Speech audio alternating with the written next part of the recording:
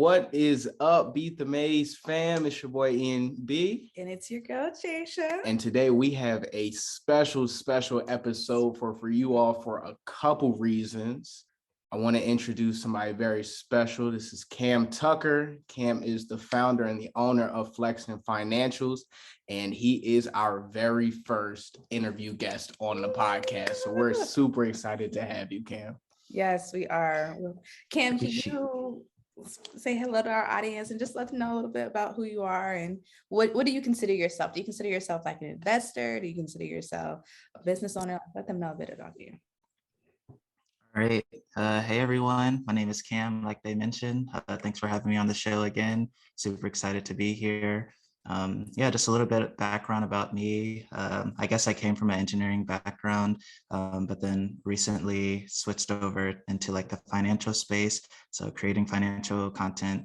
And then I specialize mostly in the stock market. So I'm a day trader. And then I also like teaching people about how to attain financial freedom in the form of buying assets, whether that be stocks or cryptocurrency, things of that nature, and just being able to have the proper psychology of money to where they detach themselves from seeing money as like a voucher to spend, and instead using money as a tool to be able to acquire more assets that will work for them. For sure. And if you don't mind just going into a little bit deeper into that, like how did you get into the stock market? Was it from a young age? Was it very recent? So my way of getting into the stock market was kind of crazy, honestly. So back in like I would say August 2020, so like deep in the pandemic where people were still locked down and everything. I just moved to Seattle, and basically I had a friend who was staying on the couch because he also was moving here too. We were both moving here for work, and basically he was like on a phone call with somebody and they were talking about options and stuff. And long story short, if you know what was going on during August 2020, it was like a huge bull run, and my friend ended up making like a ton of money. And I was like eavesdropping on the call, so I was like, damn, like this is crazy. Like I gotta figure out, how to get the bag just like this. So one thing led to another. Ended up getting lucky, made a good amount of money, but then that same luck kind of came to an end, and I lost like most of it. And so at that moment, it was kind of like, okay, I need to figure out how to actually trade and like how to actually navigate the stock market. So I would say like that journey started about 18 months ago or so. And I just continue to learn every single day. I study a lot. Like the majority of my day is either making content or like looking at stock charts and like news and things like that. So okay. Wow. So I that's so interesting. Like, how was that when you first got into trading options and being like an engineer? How did you maintain or like balance that? Because those are both really time consuming tasks and duties. Sure. So I mean, I did like my day job during the day, obviously, but because I'm over here on the West Coast, the stock market opens at 6:30 a.m. So I have like a 2.5 hour buffer between like when the stock market would open and then when I had to actually go to work and stuff. So usually I would like trade the stock market open for like the first hour of the day, then like eat breakfast and all that stuff, and then go to work. But then once I would get off around 5 p.m., like that's when I would do like additional studying, whether that be again looking at stock charts, watching YouTube videos. There's some other podcasts I like to listen to as well. Shout out to the Come Up series and Market Mondays via EYL. Love those. So yeah, I would say it definitely was time consuming, and like when you want something bad enough, you learn to make the time for it, and that's just kind of what I did. Yeah. And one thing I want to point out, I don't think you mentioned it, is that you said you came from an engineering background, but you now spend most of your day making content and studying. And, I know you talk about it in your Instagram that you're retired. So I know a lot of people, we actually have the goal of retiring early. I know a couple other people that we follow and look after mention that you've managed to do that at 23. Yes. So please talk more about that. Like what drove you to retire in your 20s, and how you managed to achieve that goal, and like some of the things that it took to get there. Sure. Yeah. So I always knew that like I didn't want to, have like a standard traditional like corporate job and everything. Like, and there's nothing wrong with that, to be clear. I think it depends on like your personality and just like your goals and risk tolerances, a lot of different things. But for me personally, like I kind of always knew that I wanted to be an entrepreneur, but I didn't know like at the time when I was younger, like what that would look like. Right. So my parents being good parents, they're like, oh, okay, I'm like, you can just see like, how things go. But first, like you should at least get like a stable, good paying job. Right. And most of those come from like the STEM field. So yeah, I majored in computer science, became a software engineer, did a bunch of internships. But once I started full time at Amazon, it was very intense, right? Like they're crazy huge and successful company and stuff, but for them to have been able to actually become that, it puts a lot of pressure on the employees and everything. So very quickly after starting there full time, I realized like I gotta get out, like I gotta find a way. But obviously it's not gonna like magically happen. So I have to, figure out other ways to create additional income, Yeah. so that I can like replace the salary and walk away. And one of the main things that I wanted to prioritize, and it would probably sound kind of funny, but I didn't want to necessarily come down in like quality of life, if that makes sense. So No, like I wanted to that's keep the real. same That's income. extremely real. That makes That's yeah. extremely real. Yeah, because yeah. Yeah, so yeah, I wanted to replace the salary, and not have to like, like change apartments and like make all these different lifestyle changes or whatever. Mhm. Um, so yeah, basically, I ended up stumbling upon somebody on Instagram, and one of their catchphrases was "get money by income," meaning that like the money that you make from like your active work, you then go out and buy assets, whether that be like dividend paying stocks or real estate that'll cash flow. Like it can be in the form of a bunch of different things, but basically it's just to create this system where you're trading your time for money, but then you're taking that money to go buy things that will then be able to buy you things, Yeah. if that makes sense. And honestly, like that quote and that, I guess, slogan like changed my life and how I looked at money. So from that point on, it was kind of like, okay, with this engineering salary that I have, right? I'm in like this, I mean, I had to work hard to get it, but at the end of the day, it still is like a privileged position to be able to work in big tech. So I was like, okay, let me take like this good salary that I have and just like load the boat like every single time I get paid and any additional income that I'm getting from the stock market to then go out and buy more shares. And I guess like that entire time, like I got put onto this option strategy where I don't want to get too technical, but basically I could earn rent, I could earn rent, quote unquote, on the shares that I already owned, and then I could also like quote unquote sell insurance to other people for their shares. And basically that allowed me to bring in additional income. So I used that income, I compounded it, and it took a while, relatively like 14 months, but so I guess it depends on who you ask. But yeah, eventually that ended up building up to an amount where I was able to actually walk away from my job and replace my salary. So that was definitely like the only priority for me at the time. Because like I said, the work was like super stressful. And I was like, okay, like this has to work. So I just kind of put all my eggs into one basket on this strategy, and it ended up aging well. I'll say that. So I found it so interesting when I was like just going and like looking more into you, how you were, like you just said, you were putting away like a large chunk of your salary. Like you were putting away like almost like 75 to like 90% of your salary, right? In savings. Yeah. Like I was, like I said, just loading the boat, trying to like I don't spend money on anything. I'm a pretty simple guy. I mean, this apartment's like pretty nice, I'll admit that. But other than that, like, I don't like have like a good fashion sense. I don't buy clothes and like stuff like that. Like it's just, trying to build wealth. So um yeah, definitely made a lot of sacrifices in terms of many living in a minimal way, but I definitely wouldn't change the way that I did it. I was just going to ask you, how was that kind of like transition? And you said that you're pretty simple. You said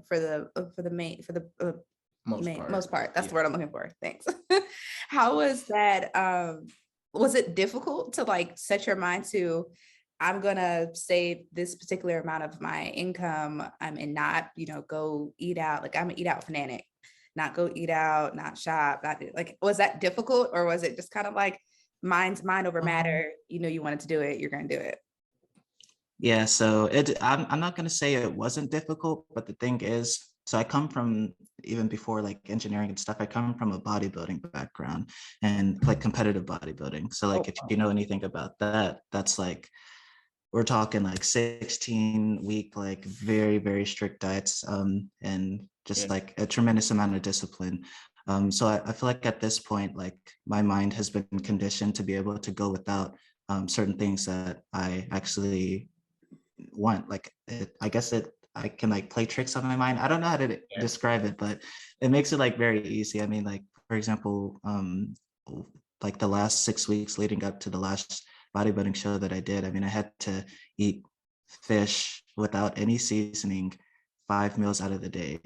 So like, and I'm Wow. talking like no salt, no pepper, nothing. Like literally, you just put the tilapia in the oven and you just eat it like bare like that. So I mean, Wow. those are the types of sacrifices, you know, that I've, you know, come from making. And so things like this, where I know that the end goal is going to be worth it, like it was pretty child's play, I guess. Why were you eating fish without seasoning? I'm very curious. I'm very curious. So basically, when you're prepping for a show, you want to be able to come in as like dry and lean as possible. Okay. And fish is like one of the more lean forms of protein that you can eat. But in terms of having it with no seasoning, that's because towards the end, I was starting to like drain water from my body. It sounds like, honestly, bodybuilding really isn't that healthy of a thing. Like you look good like from the outside and to other people, but in terms of like I guess the stress and the extremes that you have to go to,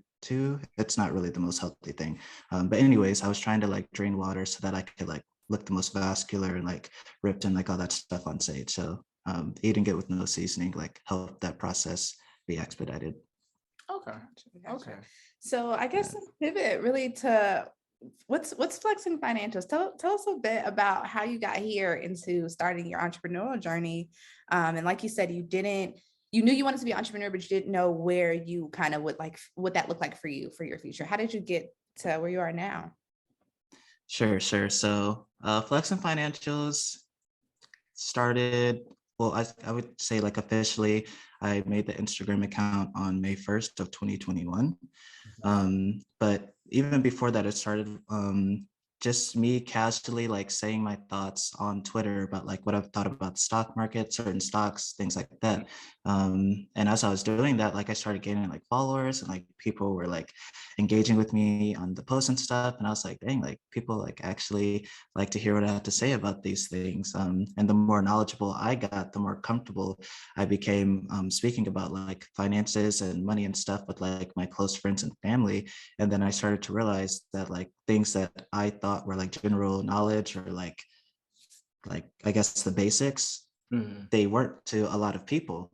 And so I was like, okay, well, clearly I have at least enough knowledge to be able to teach people things.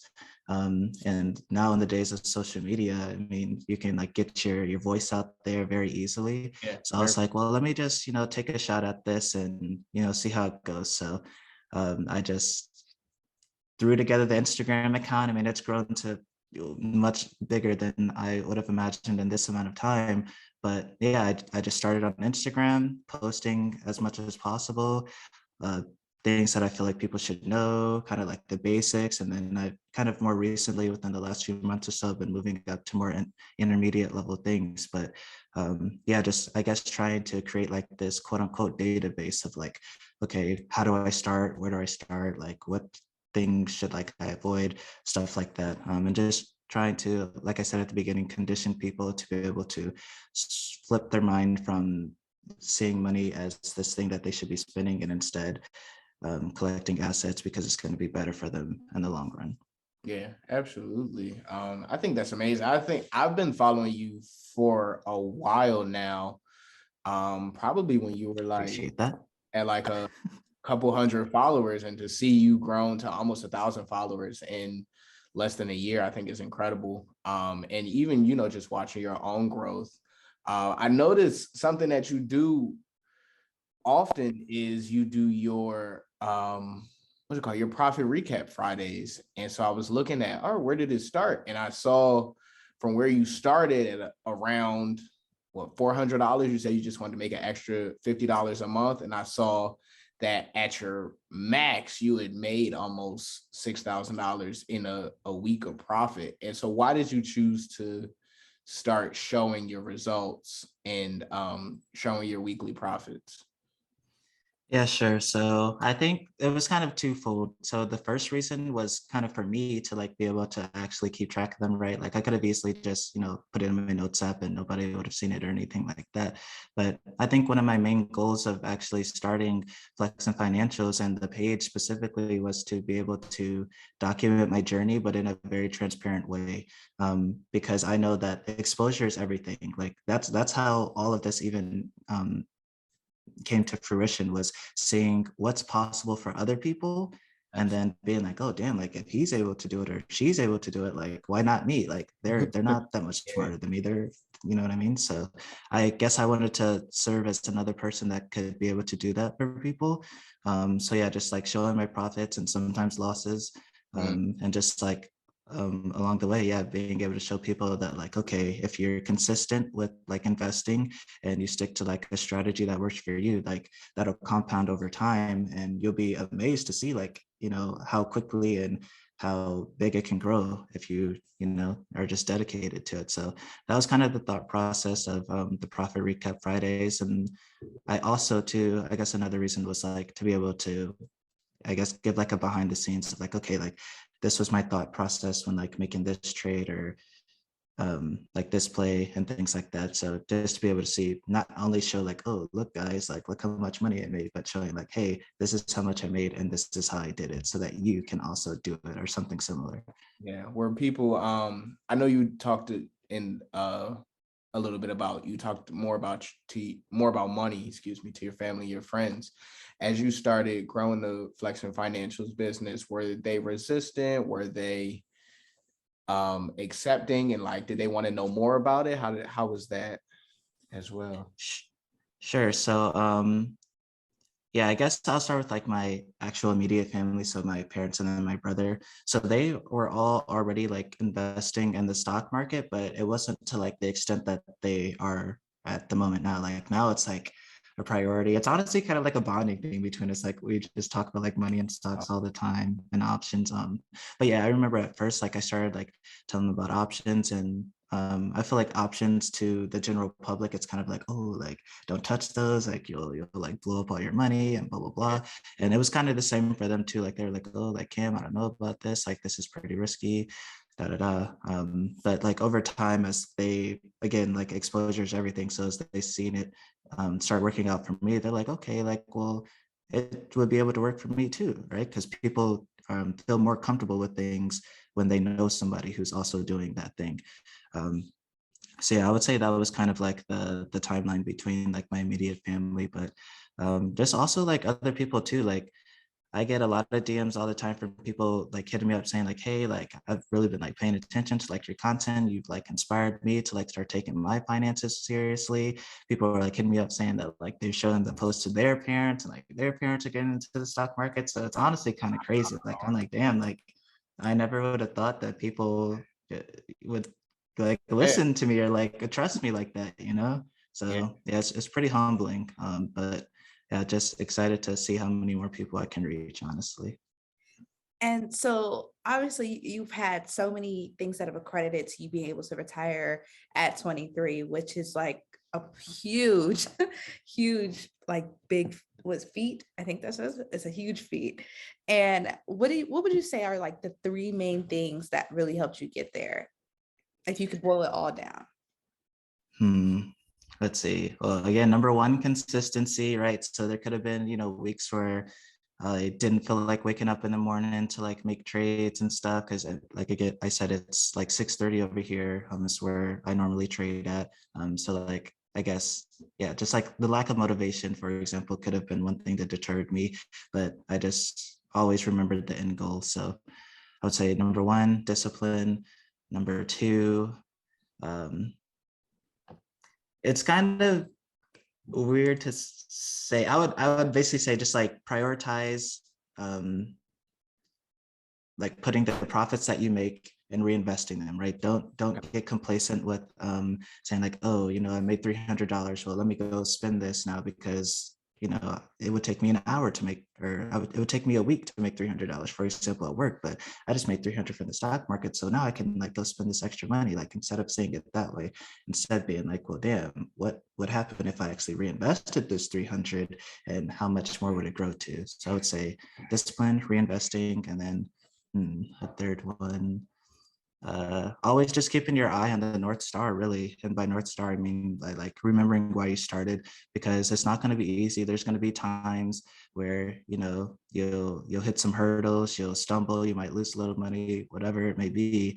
But again, you just have to remember like why you're doing this, and that is all going to pay off in the end as long as you're faithful to the goal. So. Question that I have for you is, you've been trading for a little while now. You said about 18 months. And of course, you had winning days, you've had losing days. So if you don't mind me asking, what has been like your best trade, or what's been your worst trade? So my best trade was the trade that I was telling you guys about at the beginning when I got like super lucky. So it's ironic, like my best trade money wise, dollar wise, was when I didn't know anything. So this is back in like August 2020. I was playing Zoom earnings, right? So like the literal software we're using right now. This is during the pandemic, so everybody was still sheltering inside and everything. So I was like, okay, they're probably going to go crazy. Like everybody's using the software. I know that. So basically I ended up putting in like $5,000 into like these super short-term options. And overnight the stock rallied like 170 points to the upside. And that 5,000 turned into $50,000 overnight. So, and this was like right when I first started my job. And I also got my signing bonus that same day when I took profit. So my net worth went from like, I don't know, probably maybe $20,000 to like $80,000 in like a matter of 8 hours. And it so clicked. that Like, was, oh, this is serious. This is where I need to Yeah. be. yeah, exactly. So, and again, like it was like luck, but just being able to see like, damn, like options can do this, like whether or not it was lucky or not, like this is like the power of options. Like I at that moment, I knew that they were going to be in my future forever. I didn't know like to what extent, but I knew that, I would always be involved with options. So yeah, that was the best trade dollar amount wise. Now let's go to the not so good trade. So pretty much honestly the same thing, like because after you get a win like that and you're like, oh, like I'm a genius, nobody can stop me, I know everything, blah blah blah. And that's when you're the most vulnerable, and that's exactly what happened to me. So we fast forward like maybe 3 weeks or so. I was playing one of Tesla's I guess it was like an innovation event, like they're showing off like their new battery technology or whatever. The event was called Battery Day. And I pretty much took the same approach, right? I loaded up on like out of the money call options on Tesla. And at one point, like I was up, but then I got greedy. The stock ended up selling off. And because the expiration date was so close, there was like no way for me to recover from it. So like the next day, I think I lost like $35,000 overnight on that one. And that was like my quote unquote rock bottom. Like that's when I was like, damn, like I made all this money and only to lose it like 3 weeks later, not all of it, but most of it like 3 weeks later. And so at that moment, I was like, okay, I need to learn how to actually trade options and not just like YOLO my money into different things and hope for the best. So yeah, like going from that point to like where I am now, like the growth has been tremendous. In terms of like trading psychology and just knowledge in general. At that time that I was just describing to you guys during the YOLO days, like I had no idea how to read a chart. I didn't know what a chart even was. Like it's just completely different vibes now. So how would you describe the difference between like day trading, like you put like your money into a stock and you just kind of like hold it, or, well, no, invest, holding stocks, day trading, and options? Because I know that they're a bit different. Like options, it's like leveraging, and I don't have a full understanding. So how would you describe that? Or Sure. So I guess first you should like know like the difference between trading and investing, because those are two different things. Like when you're trading, you're just trying to take advantage of a move in a short amount of time. And that move, depending on if you're day trading or what's called swing trading, it can range between, obviously for a day trade, it could be like from an hour all the way up to a day. And then anything above that is considered a swing trade. So a swing trade could be a couple of days to like a couple of weeks. And then when it comes to investing, that's like you're honestly not really even worried about like the fluctuations, right? Because the stock market fluctuates all the time. When you're long-term investing, you're just trying to acquire as much equity in these companies as many shares as you possibly can and hold for decades and decades and decades. Like I heard this quote where it says, if you truly want to build generational wealth via the stock market, you have to hold stocks for a generation. Like how can you expect long-term results without actually holding for a long-term amount of time? That makes sense. Yeah, so that's the difference between trading and investing. But in terms of, I guess, like options, yeah, options, it's definitely leverage. So the same type of move, like if I were to put, let's say $200 into Apple stock, just like the shares themselves, and Apple were to say go up $1, I wouldn't make that much money. I mean, obviously it's relative, but compared to like how much money I would make if I put that into like Apple call options, the money would fluctuate anywhere between 2 to like 5x the amount of like the regular shares. But then obviously with great power becomes also a lot of downside too. So if Apple, goes the opposite direction that you're expecting, you could also lose more, at least in a shorter amount of time. Because when it comes to buying options, you can't lose more money than you actually put into the option itself, which I guess is kind of good and bad, but yeah. Have you ever blown up an account with options trading? I've lost a lot of money, like I was telling you guys earlier, but I wouldn't, like, my account has like never gone to zero or anything. And like as soon as that last trade, like the one where I lost like 35K overnight, I stopped doing that. I mean, it's not even a strategy, honestly. But yeah, I stopped trading like that. So yeah, I've never been in a situation like that now. Now it's honestly like when you're a day trader, like a serious day trader, like you treat trading like a business, right? So like every day I'm journaling my trades, I'm like studying the charts, like it's almost like a ritual. So now, like for example, you asked like have I ever blown up in an account? Like I have mechanisms in place that will like never let that happen, right? I have stop losses like per trade. So like if the trade starts to go against me to like X amount like on the chart, then like no questions asked, like I'm getting out. It doesn't matter if I'm like, oh well, like let me see if it'll like come back, or like it doesn't matter. Like if it hits that, it's over. And so being able to like remove your emotions like that is a huge way to give yourself a position to be successful when it comes to being a trader. So I saw you tweet something. You tweeted this hashtag Abolish savings account. Can you explain that? Because I'm genuinely curious. Yeah, sure. So yeah, that's my baby. That's my trademark slogan. Abolish savings accounts. So the reason why I say it all the time is because when your money is in your savings, sure, you won't necessarily be losing money, like the value of it won't be decreasing depending on your bank. Like they might take like fees and stuff, but for the most part, like your money's just sitting there and it's idle, which I guess like it's safe, but then at the same time, like your money's not working for you. It's just sitting there collecting dust. And as we've seen right now, right, inflation's through the roof. These gas prices are crazy. Like you need something to just be able to break even, right, to stay relevant with the times and the monetary policy. So I tell people basically to abolish their savings account, like well, I mean, I guess personally I don't have a savings account, but they don't even necessarily have to like get rid of it. It's just like, yeah, you can keep like some funds in there for emergencies, preferably like 3 to 6 months of expenses. But like outside of that, like you should be finding ways to put your money to work, whether that's via the stock market, buying real estate, starting like a Turo business or any other kind of business, e-commerce, whatever it is, just something to be able to generate more wealth over time and putting that money to work instead of just keeping your money there. So yeah, that's kind of how the the slogan formed, and from like the outside looking in, it's like pretty polarizing, which was kind of what I was going for. Like I was like, okay, like some people will probably be like, oh, like that's scary advice or whatever, but when you actually like hear the reasoning behind it, it starts to make sense. So yeah, so you're not saying, for the people who might say it's scary, you're not just saying YOLO, just throw everything at the wall and see what sticks, but like actually put it to work, make sure that you have money coming back in, for not just sitting there all the time. right, exactly.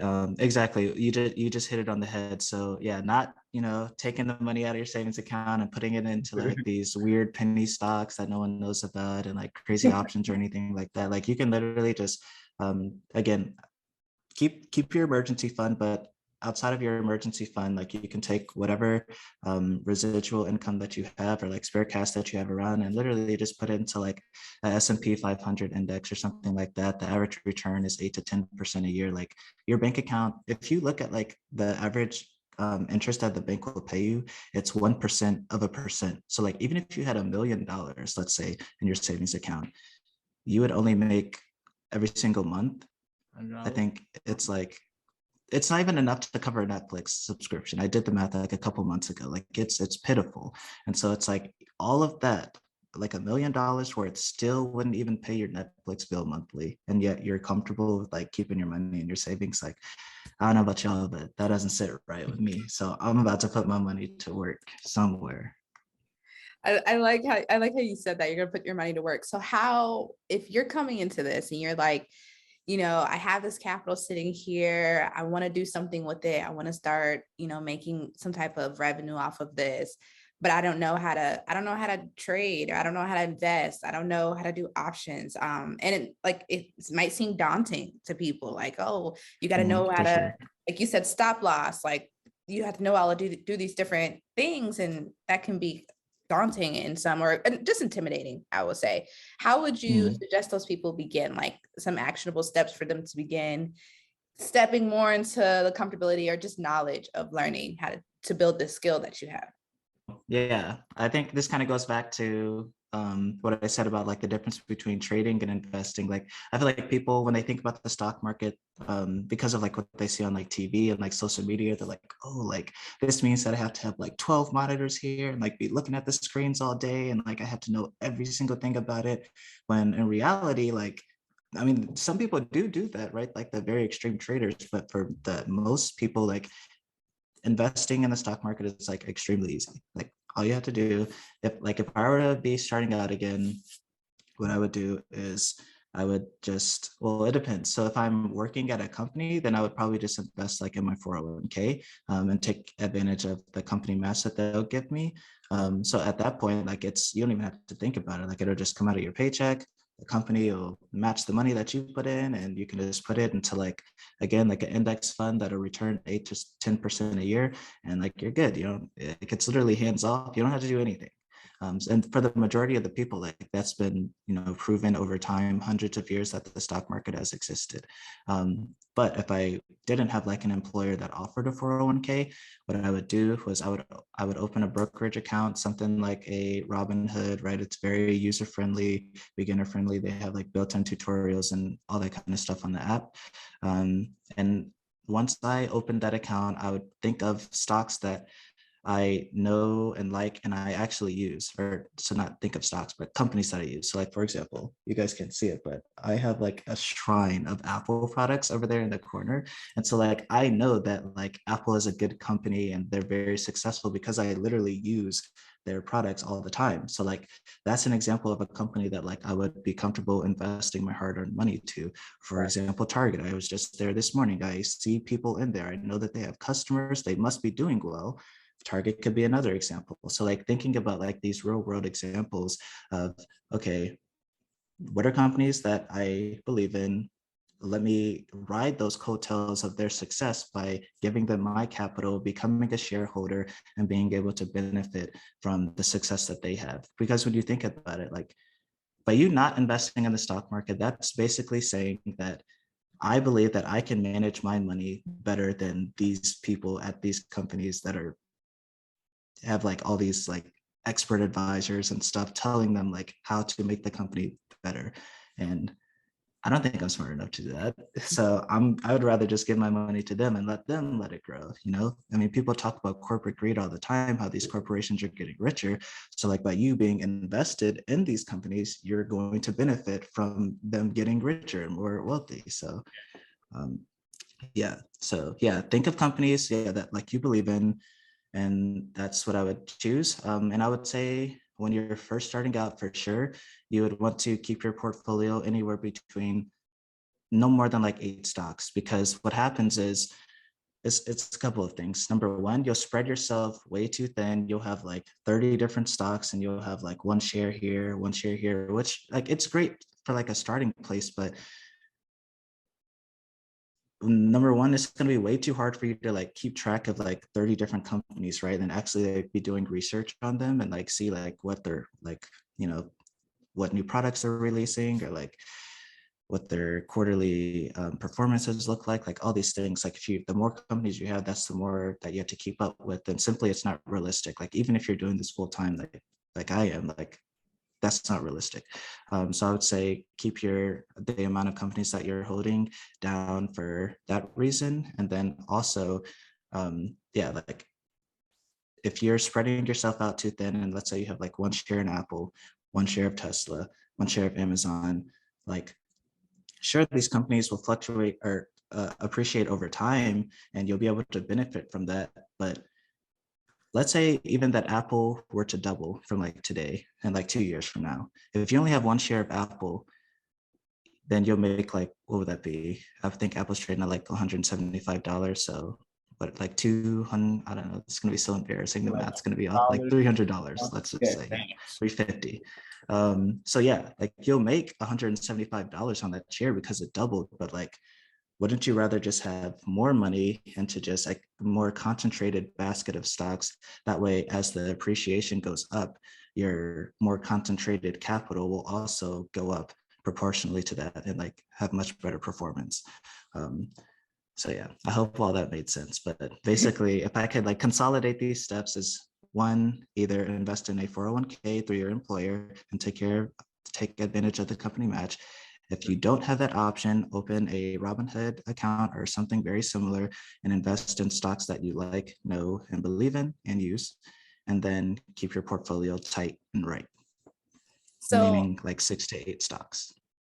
So along with that, like how do you actually make a profit? Like how do you pay yourself from your trading, from your options trading? Because the way like I think about it is, what was it? Dogecoin. Everyone's like, put your money into the moon, and then people never pulled their money out. I should have made money off that. Yeah. So there's like a saying that goes like, you never lose money until you sell, but you also don't make money until you sell. Right. So in the example that you were just talking about with Dogecoin, like there were definitely a lot of people who rode the wave and the momentum up through like the 50-cent mark, and then Elon was going on SNL, so people were like, oh, like Doge is going to $1 like when he goes on, and it made it up pretty high, but it didn't quite get to $1. But a lot of people were like, putting their hopes and dreams into that happening, and so they were holding on, getting greedy when they were up a ton of money. And so once Doge crashed, because they never sold and actually took profit, right, or what we would call realizing a gain, because of that, they weren't actually able to take advantage of the profit that they once had on paper.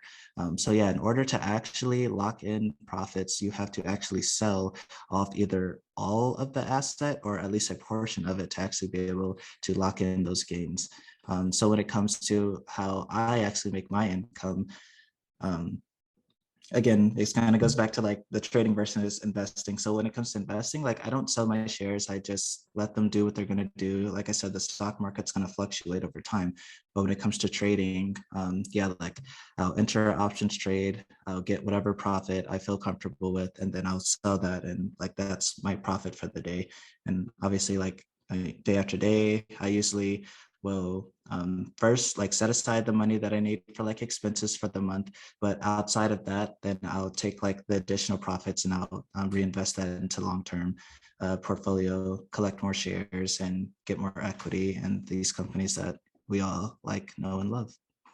That's great. I hear so much, especially from people who are big into investments, that you have to find a strategy that works for you and how you want to pay yourself. Like a lot of people, Yeah. especially if you're day trading or you're swing trading, a lot of the times there, like you said, you have to put them out. You have bills, you have responsibilities. You have to put away a certain amount from your profits of the day, and then still decide you have to reinvest that money too. You can't just pull it all out and say, "Oh, that's it for the day." Like you have to continue to use it. Yeah. Yeah, exactly. Moving forward, I know you are in the process of still building. Do you think that you'll stay like this for much longer? Do you think that, as you continue to grow, that you'll start to take a little bit more profit and start to, the phrase I'm looking for is like travel? I know some traders, they travel and they do other things. Do you see that in your future, or do you think you're Yeah, I do. So yeah, like I guess I'm trying to like bring up, yeah, like build like a nice enough base to where yeah, I guess like I'll share with you guys in the audience. Like, so my goal for the end of this year is to be making $1,000 a day trading on average. So like some days it'll be like 600, some days it'll be more than 1,000, but like the average being $1,000 a day. right? And so I think once I hit that goal, like I'll feel comfortable with like kind of being able to start enjoying the fruits of my labor, if you will. So like Ian was saying, like traveling and I don't know, I guess like, you work, like why work so hard if you're not going to be able to enjoy Yeah. your hard work at the end of the day. So yeah, I definitely see like a lot of traveling in my future for sure, especially since, I'm not tied down to one place. As long as I have internet connection in my computer, like I can trade from anywhere. So stuff like that. I love motorcycles. I've never ridden one, but I still know I love them. So like I'll probably get a motorcycle at some point, go on like joy rides and stuff like that. Yeah, just kind of start to let loose a little bit, I guess. Yeah. One thing, I want to pick up something that you said earlier based on things that I've heard throughout my time building wealth. A lot of people say that options are something that is not sustainable, right? And I know you said earlier in the interview that options are going to be in your life forever. And so, do you see yourself ever slowing down with day trading and going more to swing trading, or have you thought about that yet? Yeah, I've thought about it. I think that, well, so I guess I'll just start with like my answer. I don't think that I will not like day trade anymore or like not trade options at all. I for sure will trade options like for the foreseeable future. But in terms of day trading, it's not like a chore to me or like this way of like, oh, like I have to do this, but I don't really want to, or like I don't want to have to do this for much longer or anything like that. Like I actually enjoy day trading. I think that it really, really requires you to be able to control your emotions because like your money is on the line, right? And so seeing that like fluctuate, you have to really have like conviction and your strategy and like your entry and things like that. And I like the way that it's almost like a chess game, like the way that you try to maneuver like the markets and like real time and stuff like that. Like maybe it's the analytical side of me and like the engineering background, I don't know, but it really I just find it interesting and enjoyable when doing it. So I don't really see myself stopping there, but I guess like in terms of maybe toning it down a little bit, like I feel like, well, not I feel like, it is true, the more money that you have, the less you have to be aggressive, right? Like a large amount of money you can make, let's say like a 1% gain on like $1 million, and that's $10,000, right? So like you don't have to do as much and like get as much of a move like in your favor or a fluctuation in your favor to be able to make a good amount of money. So I think what as my capital will grow, I think I'll probably become less aggressive per se. But in terms of like the actual methods that I use to be able to actually make money, I don't think that I don't think I see myself like moving away from those. I'll probably add some additional ones, right? Like start to diversify and everything. Because right now I'm trying to like become an expert at one thing, which would be like trading. Yeah. But as I, master this craft, then yeah, I would be like okay with like diversifying into other forms of generating income, whether that's like other businesses. I do invest in crypto, but not like super heavily. I just have like the main ones, Ethereum and Bitcoin. So like doing more research over there, things like that. Okay. And so I want to pivot a little bit because I don't want to take up too much of your time. I know you still got things to do today, but I know that you also started a Discord community. So can you talk about some of the impetus that led you to founding this community and to not only trading for yourself, but also having other people either partake in your journey or start their own trading journeys? For sure. Yeah. So the Discord, it's called More to Life. That's the name of the community. And it kind of started. So back when we first started like trading options, it was me and like a few other guys. And we had like a normal like iMessage group chat or whatever. But as we started like telling other people like, oh, like you gotta like get into this options thing, like it's crazy, it's awesome. I guess like we figured like, okay, well, why don't we just create like a Discord where we can like consolidate all of these smaller communities into like one place. So that's actually originally how the Discord started, was kind of like a more tight knit thing. But then like as you know, Flexin Financials became a thing, and like my following started to grow, I was like, oh, well, like y'all can like join us in here. And so like I started inviting people. And yeah, now the Discord I think is almost to like 400 members at this point. So yeah, like we welcome beginners and advanced people, like wherever you are in your financial journey, like you're welcome to join the family. It's free of charge. But yeah, that Discord is basically just a place where people can go to get resources when it comes to investing. There's like a bunch of different channels for a bunch of different categories in there. We have things related to the stock market, cryptocurrency, NFTs, I guess is kind of lumped into that, and then real estate as well, and just like overall like economic things that are going on in personal finance, like anything finance related, you can find in the Discord. So yeah, that's kind of how the community came about. So what are, I think kind of to wrap us up here, what are some of the things that your company, Flexin Financials, offers as resources? So I know I saw that you guys do like consultations for various things. Can you talk to us a bit more about that? Sure, yeah. So at Flexin Financials, we offer one-on-one consultations with people trying to get like additional like hands-on, I guess, guidance when it comes to navigating their investing journey, specifically into the stock market.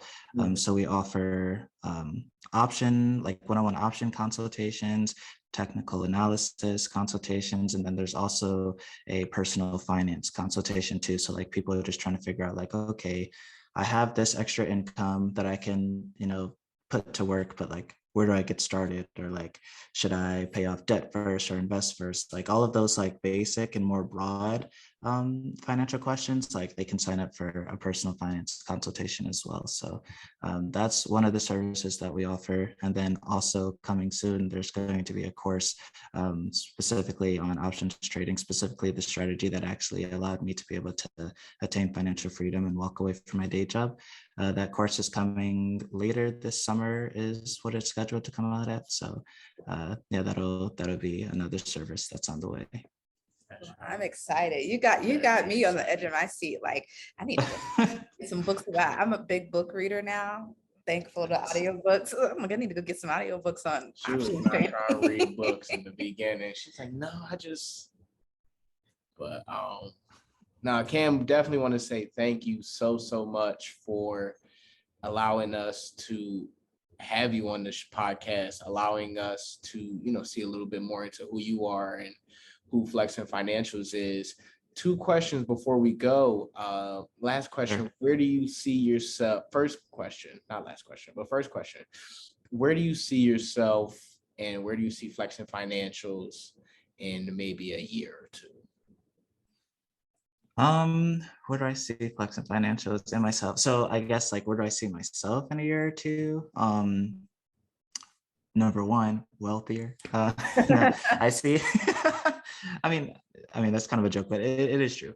So yeah, I see like in terms of like just my wealth and like net worth and everything, obviously elevated, but more importantly, just I guess being able to like grow my audience and reach a larger amount of people. So help them with their journeys. Again, like there's one specific person, his name is Chris Johnson, and he's literally like the one who like changed my life, but being able to expose me to, everything that's possible when you really dedicate yourself to investing and growing your wealth.